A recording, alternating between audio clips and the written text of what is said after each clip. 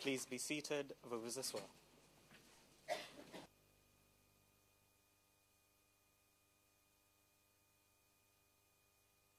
Nous allons continuer avec la présentation de la défense. Je voudrais vous demander pour organiser notre temps, et combien de temps vous estimez qu'il vous manque? Merci Madame la Présidente. En ce qui me concerne, j'en aurai pour une grosse dizaine de minutes, à peu près, moins d'un quart d'heure je pense. Okay. Ensuite, Jennifer Naouri vous dira quelques mots de commentaires à propos des observations du représentant légal, très rapide. Et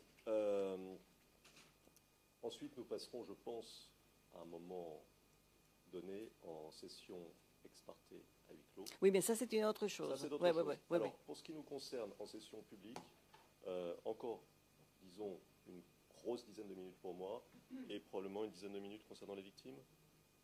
OK, 15 de minutes. D'accord, merci. Et nous allons aussi, nous avons annoncé et de donner la possibilité de faire des commentaires additionnels à tous les partis et participants avant de clore la session publique. Vous pouvez continuer, maître.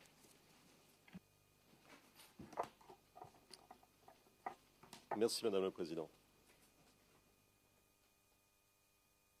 Madame le Président, Madame, Monsieur, vous ai-je dit tout à l'heure que la démarche du procureur présentait un problème de méthode.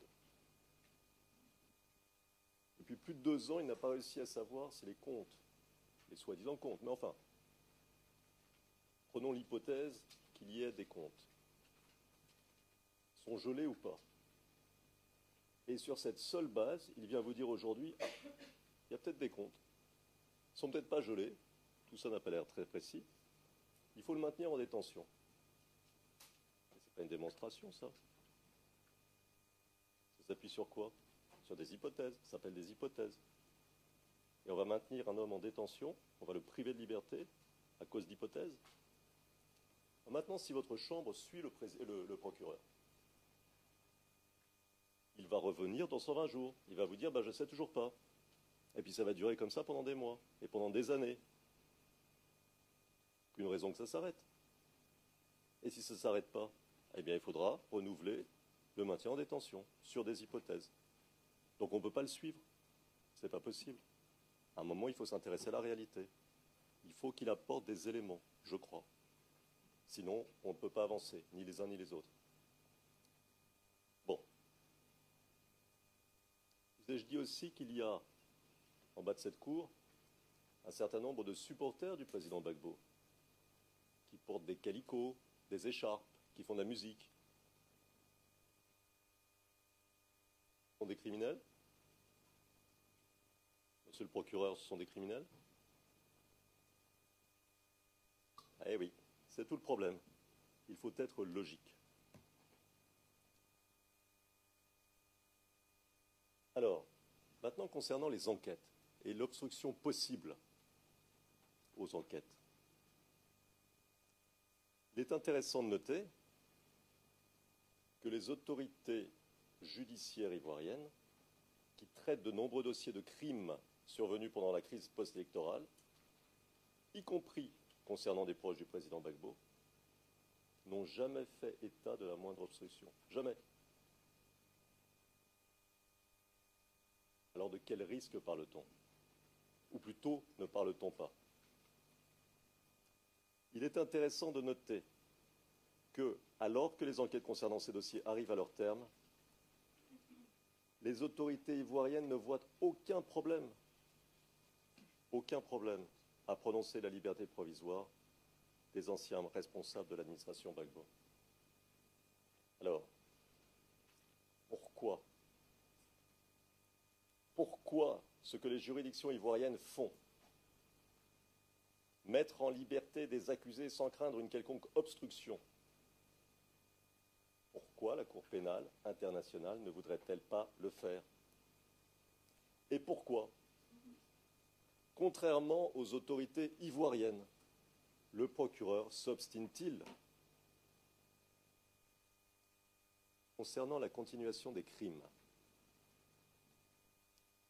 Il convient de noter Si les autorités ivoiriennes ont décidé de mettre en liberté la plupart des responsables de l'ancienne administration Gbagbo, eh bien, c'est qu'elles ne craignent en aucune manière la continuation de crimes. C'est logique. Le problème ici, Madame le Président, Madame, Monsieur, nous semble-t-il, c'est que le procureur semble être resté figé dans un contexte révolu. C'est comme s'il ne prenait pas acte de la nouvelle situation, comme s'il persistait à ressasser des accusations auxquelles personne ne croit plus. Et la position du procureur pose un problème du point de vue de ses droits et obligations.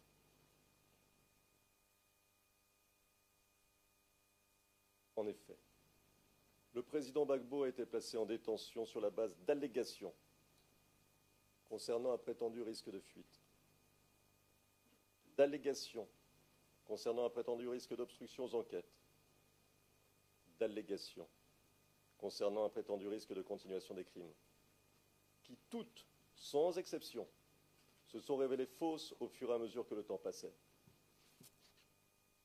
De plus, cette Chambre elle-même a considéré que le fond des accusations du procureur n'était pas étayé, que lors de l'audience de confirmation des charges, le procureur n'avait présenté aucun élément suffisamment probant, suffisamment convaincant au soutien de ces allégations. Enfin, la situation, comme nous venons de le voir, a changé, ce qui induit nécessairement une perception différente des risques.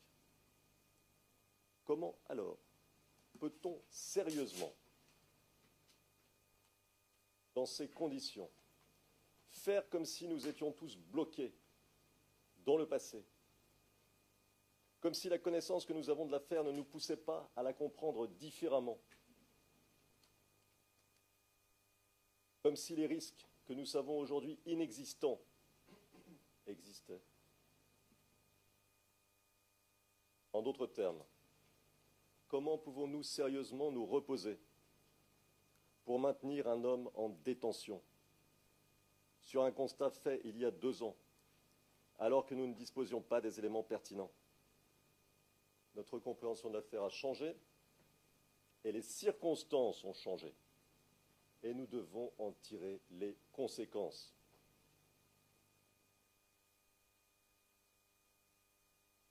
Que la Chambre examine d'éventuels risques de fuite ou d'obstruction aux enquêtes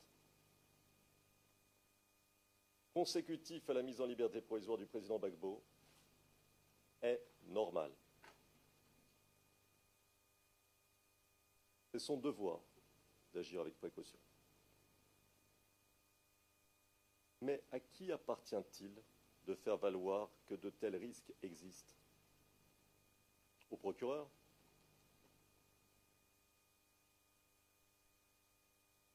Ce n'est pas au juge de se substituer au procureur. Ce n'est pas au juge de partir du constat qu'un maintien en détention se justifierait par principe. C'est au procureur de donner au juge les éléments qui justifieraient d'après lui un maintien en détention. Sinon, cela signifierait que la règle est la détention et l'exception la liberté. Or, c'est le contraire, bien sûr. C'est la liberté qui est la règle et la détention l'exception. Le maintien en détention doit donc être motivé de manière détaillée, précise et actualisée. Il ne peut être décidé sur la base d'un constat ancien, fait à partir d'éléments dont nous savons désormais qu'ils étaient faux, ou décidé en fonction de circonstances qui ont depuis changé. Ici, le procureur, et vous l'avez entendu, ne prouve rien ne dit rien. Il ne fait que se baser sur des allégations qui datent d'il y a plus d'1 an. Et c'est un débat intéressant, parce que cela nous amène à nous interroger sur la charge de la preuve d'un changement de circonstance. Dans l'affaire Bemba, citée d'ailleurs justement, que dit la Chambre d'appel? Le procureur doit également fournir des renseignements à la Chambre afin de la convaincre que le maintien en détention est justifié. On n'en a pas eu beaucoup de renseignements. La Chambre d'appel ajoutait: s'il est exact que le procureur n'est pas tenu d'établir de nouveau des circonstances qui l'ont déjà été, et nous avons vu que cela est discutable, puisque les circonstances changent à mesure que le temps passe.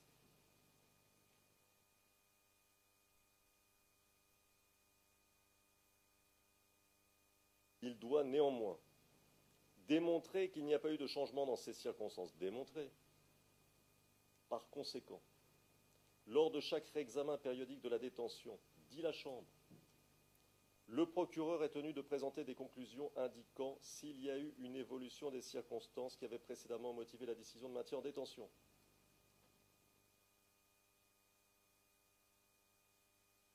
Et il doit porter, dit la Chambre, à l'attention de la Chambre toute autre information pertinente qu'il sait liée à la question de la détention ou de la mise en liberté.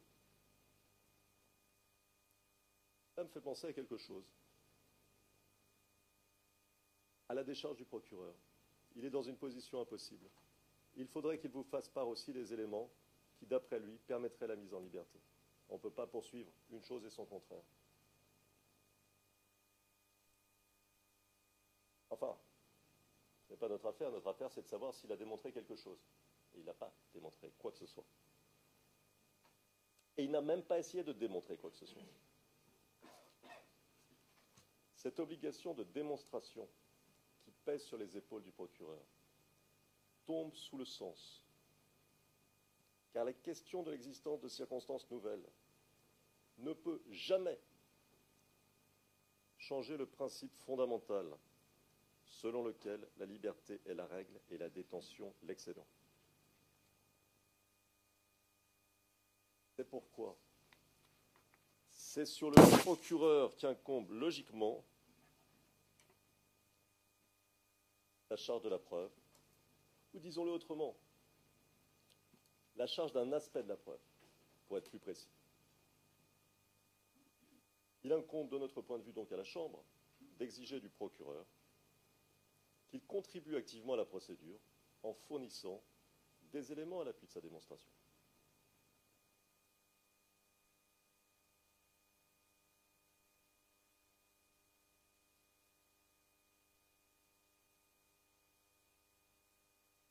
Il est évident, Madame le Président, Madame, Monsieur, pour nous,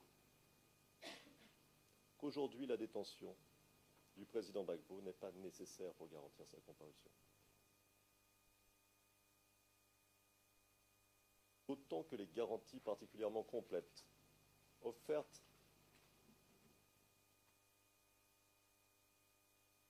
je n'en dis pas plus. La détention du président Gbagbo n'est pas plus nécessaire aujourd'hui pour assurer le bon déroulement de l'enquête. Elle n'est pas non plus nécessaire pour éviter la continuation des crimes que les autorités ivoiriennes elles-mêmes considèrent ne pas exister. En revanche, et c'est évidemment un aspect important, le maintien en détention aurait ou aura des conséquences déraisonnables et irrémédiable sur l'état de santé du président Gbagbo. Je vais maintenant céder, avec votre permission, la parole à Jennifer Naouri, qui va donc vous dire quelques mots concernant l'intervention des victimes, et puis ensuite, nous suivrons votre programme. Merci.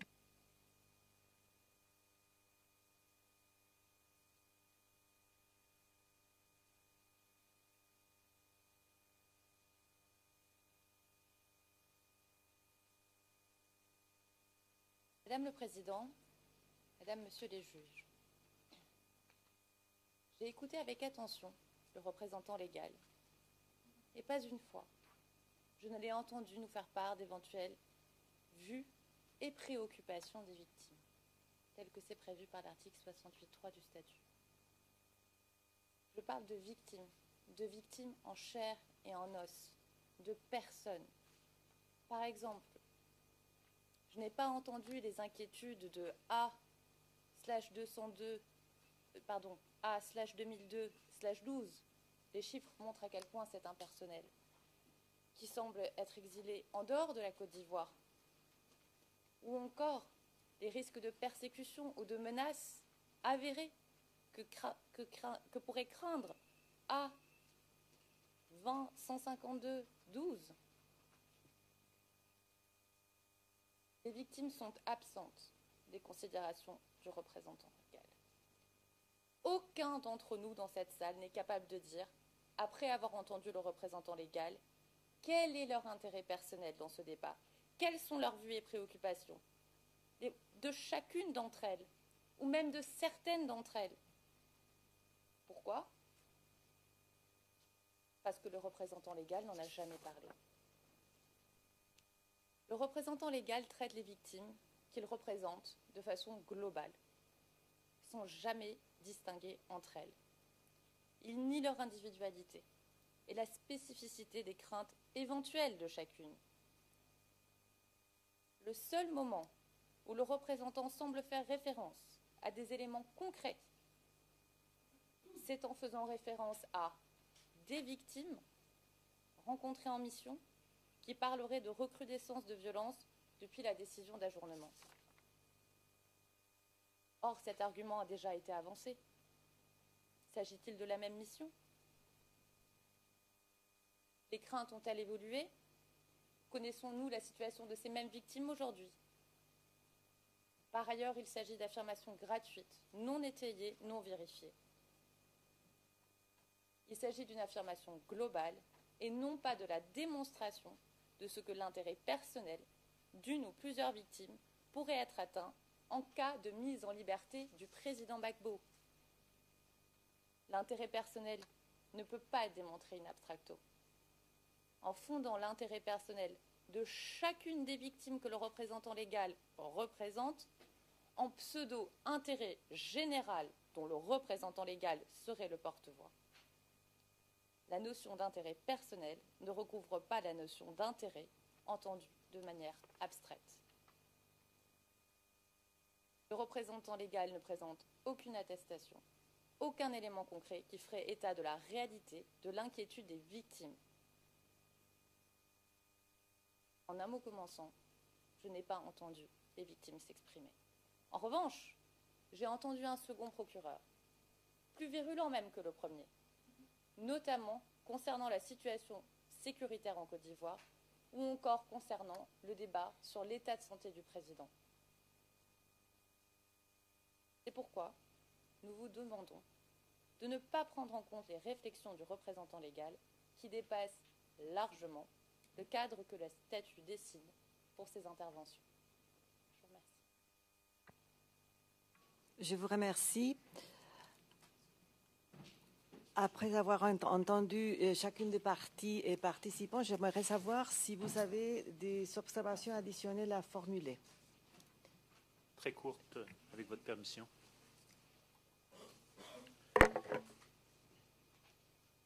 Juste pour revenir sur cet entretien à l'annexe 49 et 50 et de l'utilisation effectivement du terme relâché. Il faudrait noter que l'interview a eu lieu le 11 juin 2013, soit un bon mois avant votre troisième décision sur la détention. Et cette interview, évidemment, dans le temps et dans l'espace, faisait suite à la décision du 3 juin, la décision 432, reportant la confirmation des charges. Je crois que c'est important de le noter.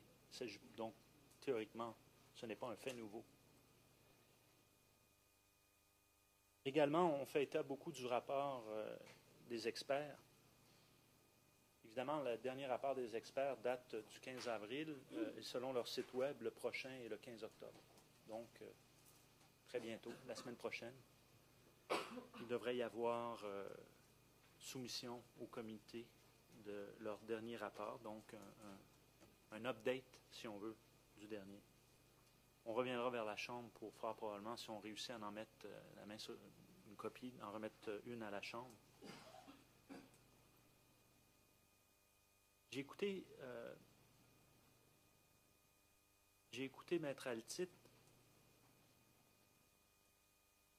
Encore une fois, je comprends qu'il s'agit d'une audience publique. Je comprends que, donc, il y a une galerie qui nous écoute et on s'adresse à la Chambre. On ne s'adresse pas à personne d'autre. On ne s'adresse pas au procureur. On ne s'adresse pas à cette galerie. C'est à la Cour. C'est vis-à-vis de la Cour complète.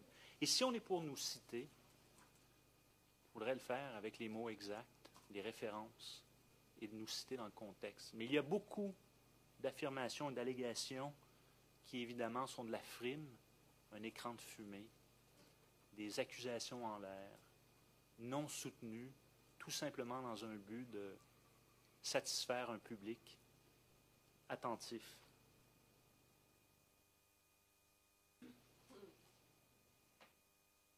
On a parlé d'obstruction. Je vous réfère à l'annexe 4 de notre écriture.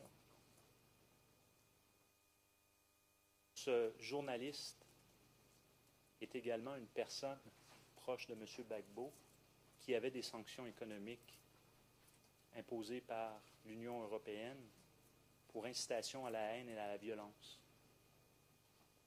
Information que nous avons obtenue hier et dont on pourrait faire part à la Cour. Alors, ce n'est pas une divulgation anodine, car c'est la deuxième qui intervient en une année au sujet du témoin P9. La source n'est pas révélée, mais c'est un facteur dont la Chambre doit tenir compte. Et c'est surtout un défi auquel cette institution fait face dans son ensemble, évidemment les dossiers kenyans en étant le plus bel exemple.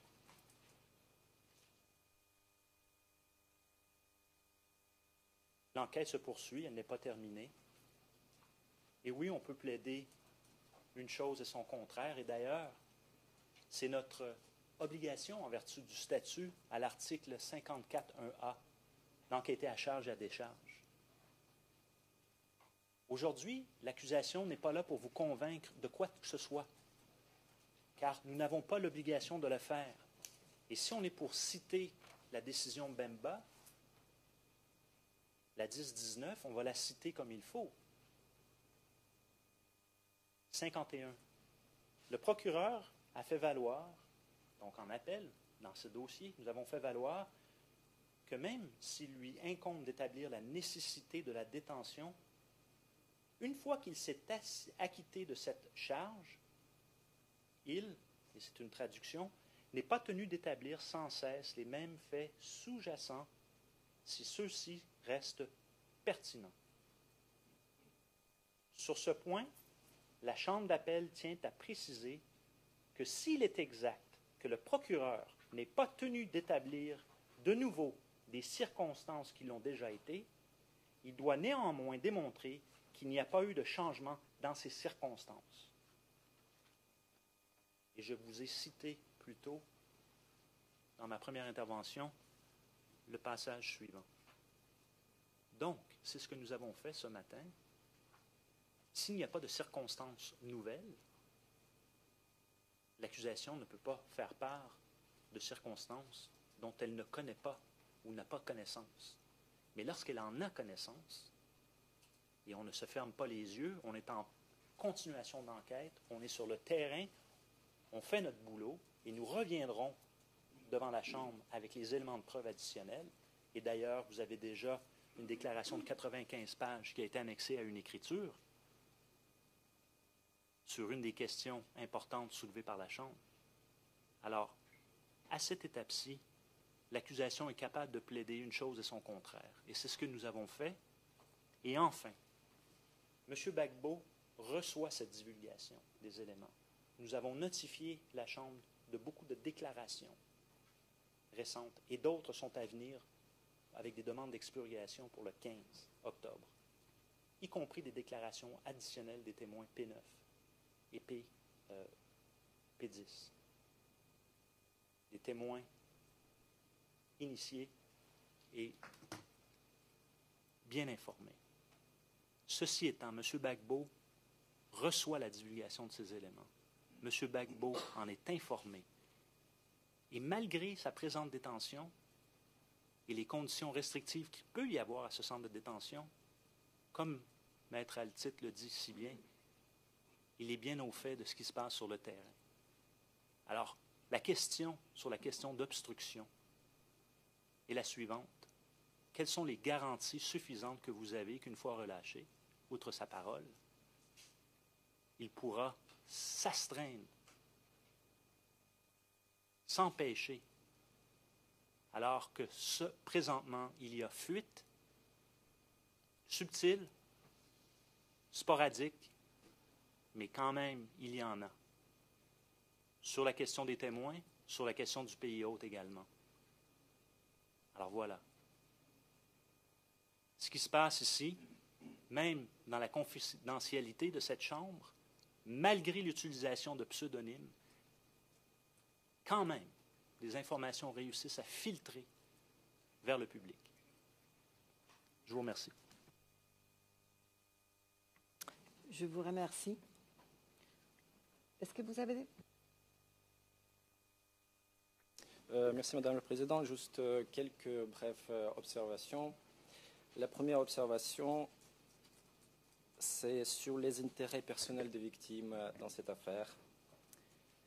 Je voudrais juste souligner que la défense se montre constante dans sa stratégie qui a été adoptée dans cette affaire et qui vise à nier le droit des victimes de participer aux procédures devant cette Cour. Je voudrais que ça soit clair. Le droit des victimes de participer à la procédure devant cette Cour est reconnu de façon expresse par l'article 68, paragraphe 3 du statut de Rome. Le droit des victimes de participer dans cette affaire plus précisément est reconnu par cette même Chambre. Alors, les victimes ont le droit de participer à la procédure, y compris dans cette affaire. Il est de la jurisprudence constante de la Cour que les intérêts personnels de victimes sont concernés par la question de la détention de la personne suspectée ou accusée, ainsi que de la question sur le maintien de cette personne en détention. Alors, les victimes peuvent participer, leurs intérêts personnels sont concernés, même si ça ne plaît pas à la défense.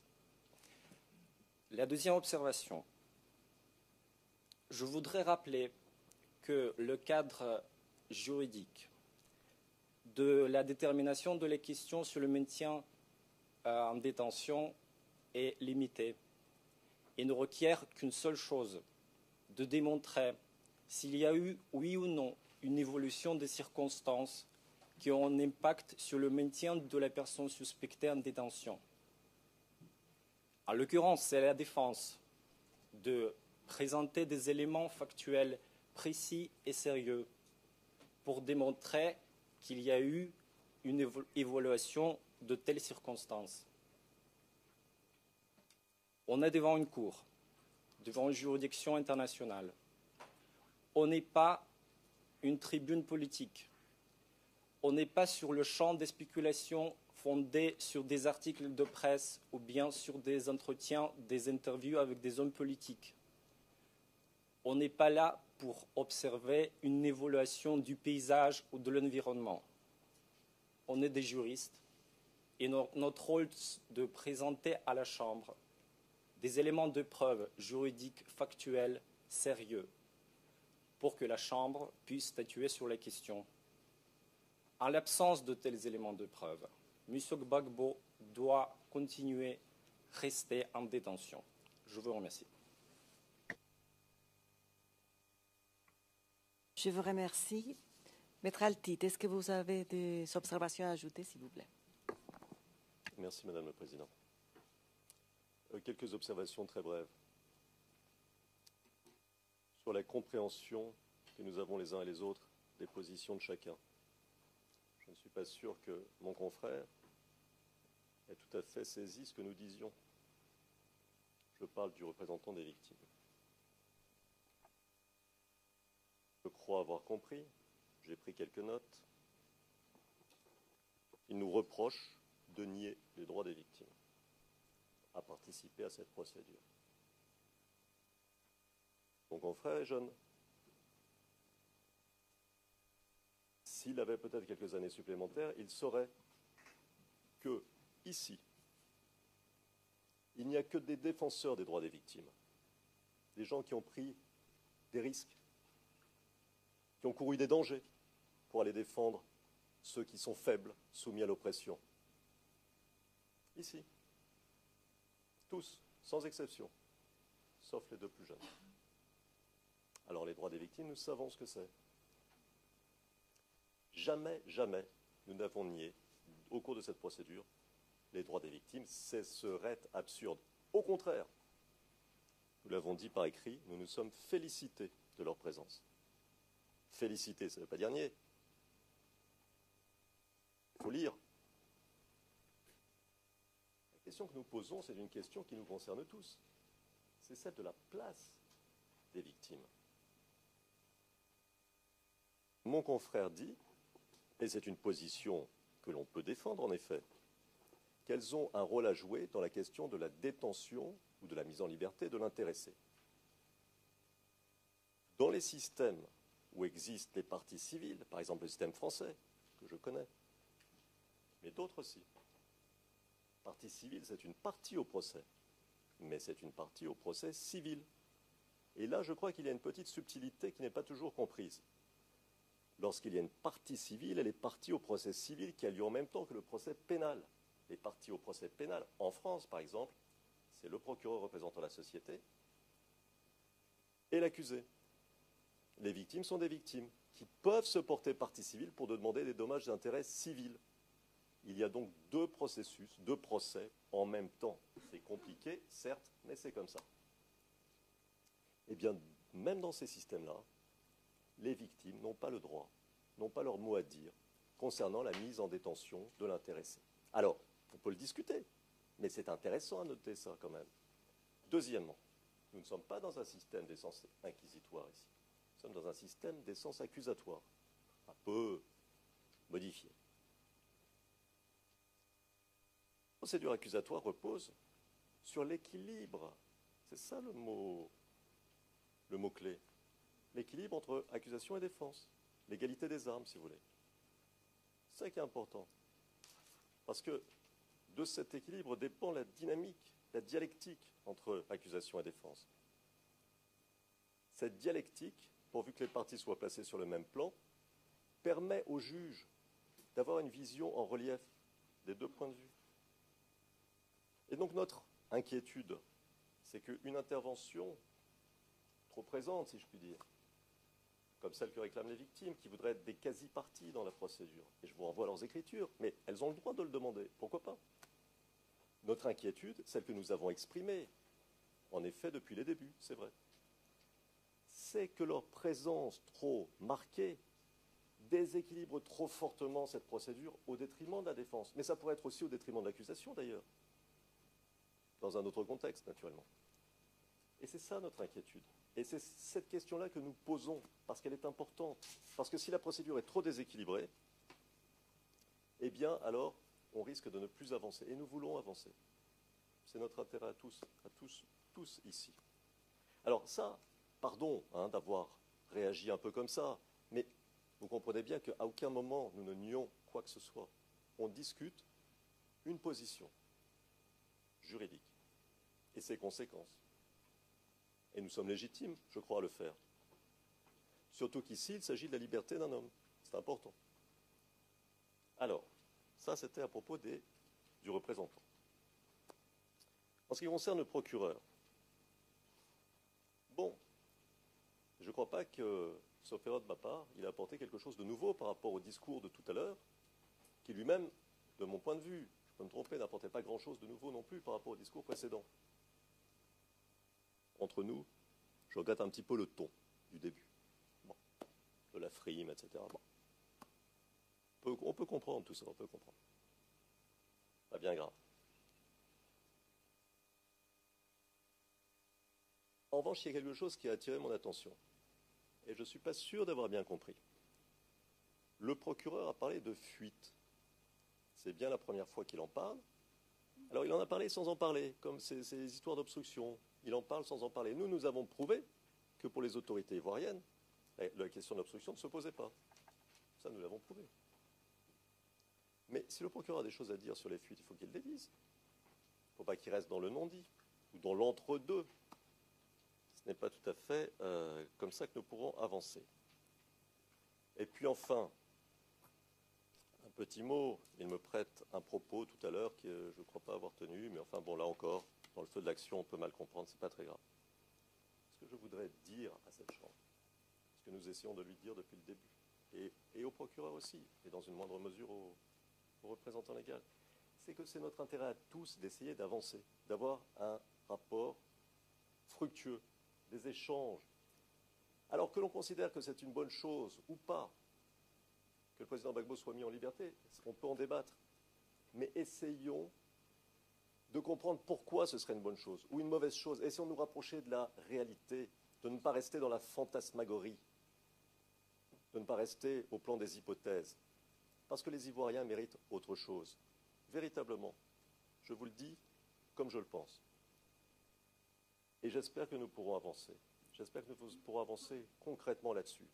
Le procureur a posé un certain nombre de questions, en revanche, plus précises à propos d'éventuels, comment pourrais-je dire, sans déflorer le sujet, enfin, à propos de sujets que nous pourrons aborder à huis clos.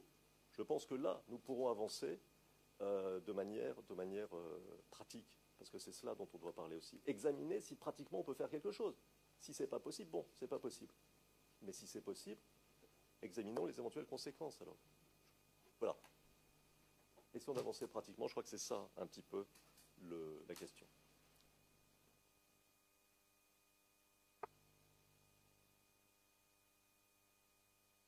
Je vous remercie. Nous arrivons à la fin de notre session publique. Nous avons prévu une session à huis clos avec la défense et le greffe.